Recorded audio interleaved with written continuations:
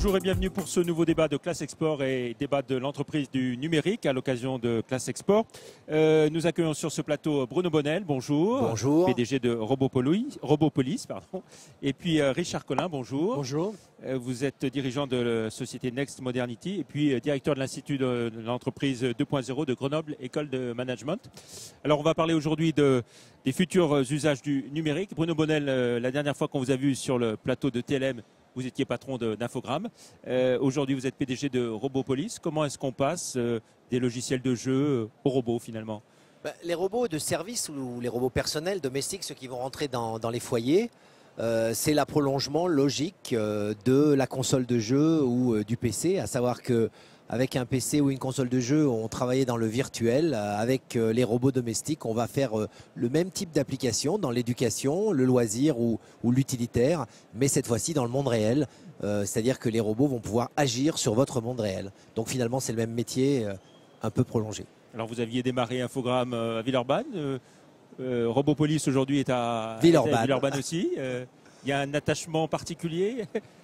Quand je suis arrivé d'Algérie avec mes parents, j'étais à Villeurbanne et j'ai toujours eu une grosse tendresse pour cette ville. Et en dehors de ça, au niveau du symbole, ça me semblait important de recommencer là où j'étais déjà parti. Ça me rassurait. Voilà. Sachant que Robopolis était à Paris au départ et c'est vous qui avez ramené le siège et puis l'activité en tant que telle à Villeurbanne. Oui, Robopolis, c'est une société qui était à Paris, qui faisait simplement un point de vente et que j'ai ramené en activité de distribution sur la région Rhône-Alpes pour des raisons de cœur et de raison. J'habite à Lyon et je travaille à Lyon.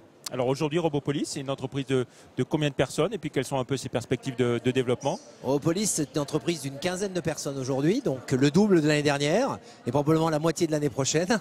C'est un chiffre d'affaires qui devrait orienter vers les 9 millions d'euros de chiffre d'affaires cette année. Donc une belle croissance, puisque quand j'ai racheté l'entreprise il y a 2 ans, elle était à peine au million. Et nous vendons à la fois sur le web et dans le réseau en France des robots domestiques type aspirateur ou des robots éducatifs ou de loisirs. Et les robots en France, ça prend ou il y a encore beaucoup de retard, si l'on peut dire, par rapport à d'autres pays dans le monde? La robotique, si vous voulez, c'est quand même quelque chose de nouveau. Ça me rappelle un peu les premiers temps de l'informatique. Mais la France, d'une façon surprenante, est en train de rattraper son retard. Et j'espère qu'on pourra dire bientôt que c'est un des pays leaders en Europe qui sera quand même encore derrière le Japon ou la Corée. Richard Collin, vous êtes un expert reconnu on va dire de la net économie. Expliquez-nous un petit peu donc, comment les usages du numérique vont se développer dans les entreprises. Et aujourd'hui, à quel stade on en est si on s'intéresse aux PME, puisqu'on est là dans le cadre du Salon Classe Export. Ouais, je crois qu'aujourd'hui, il y a un mouvement en route où quand même beaucoup d'entreprises et notamment des PME ont compris que le numérique, c'était le levier de la performance. Beaucoup sont encore en retard parce qu'il faut se transformer, il faut aller vite, il faut utiliser des nouvelles méthodes, il faut s'approprier les usages des outils, ce qui n'est pas facile. Donc il faut que les gens mettent les mains dans le cambouis, les gens comprennent ce qui est en train de se passer, les gens changent leur mode d'approche, c'est-à-dire on est en train de passer d'un âge industriel à un âge informationnel, un âge de la production de produits à un âge de services, un âge finalement, un moment particulier où l'innovation est tout à fait décisive. Et donc dans ce domaine-là, on voit que les PME, certaines ont compris que le modèle ou l'écosystème entre les grands donneurs d'ordre, être fournisseurs de rang 2 ou 3, est en train de changer puisqu'on rentre dans des modèles de co-conception, de co-design, de co-activité, de dialogue nouveau avec son marché, de co-innovation. Et dans ces approches-là, il y a beaucoup de choses qui sont en train de se passer. Néanmoins, on voit qu'il y a beaucoup d'entreprises qui ont beaucoup de mal à passer de ce monde de la manufacture, ce que j'appelle la servo-facture, de ce monde de la main-d'œuvre au cerveau d'œuvre. Et il y a tout un effort d'éducation et je vous remercie à vous, TLM, de faire l'effort de participer à cet effort.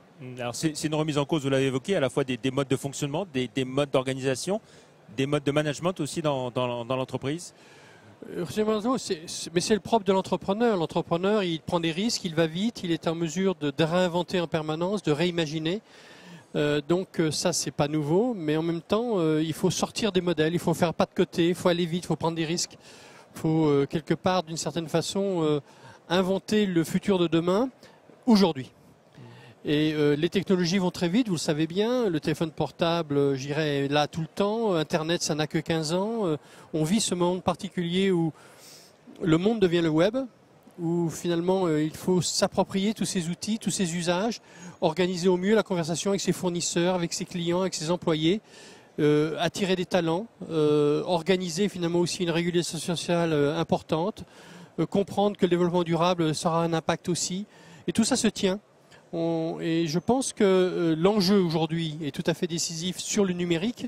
C'est que le numérique, c'est la fondation de la création de valeur aujourd'hui et que ce n'est pas qu'un instrument, ce n'est pas qu'un outil, c'est quelque part l'infrastructure du monde de demain et d'aujourd'hui. Bruno Bonnel, vous voyagez beaucoup, un peu partout dans le monde. Est-ce que vous avez le sentiment que la France est en retard sur ces aspects numériques et application du numérique dans l'entreprise ?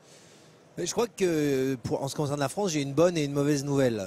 On est à peu près au niveau des États-Unis, donc ça serait perçu comme une bonne nouvelle, d'une façon étonnante, bien qu'on entend souvent parler des miracles américains.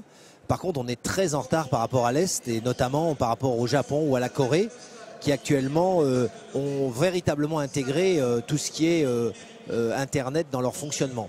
Alors, il faut distinguer deux choses. Il faut distinguer dans le fonctionnement structurel de l'entreprise, c'est-à-dire l'utilisation à l'intérieur de l'entreprise des outils du web, et notamment du web 2.0, du web collaboratif, où là je crois que ça serait plutôt les pays d'Europe du Nord qui seraient très en pointe aujourd'hui, des pays qui ont une habitude de travailler à très grande distance, parce qu'ils ont peu de densité de population.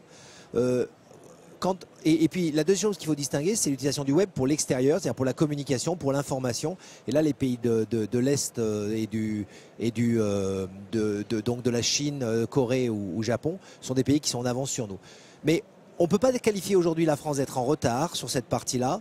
Là, je crois que c'est un effort qu'il faut qu'on fasse aujourd'hui pour remettre en question nos business models. On a réussi avec l'informatique, il n'y a aucune raison qu'on ne réussisse pas avec le web. Alors les outils numériques, le web 2.0, c'est aussi le partage de l'information. Est-ce qu'appliqué à l'entreprise, partager l'information, c'est la faire partager à tous ses concurrents aussi? Est-ce qu'il n'y a pas un frein de ce côté-là ou une peur des entrepreneurs de se dire si je renseigne trop mes concurrents, je leur donne des atouts en plus?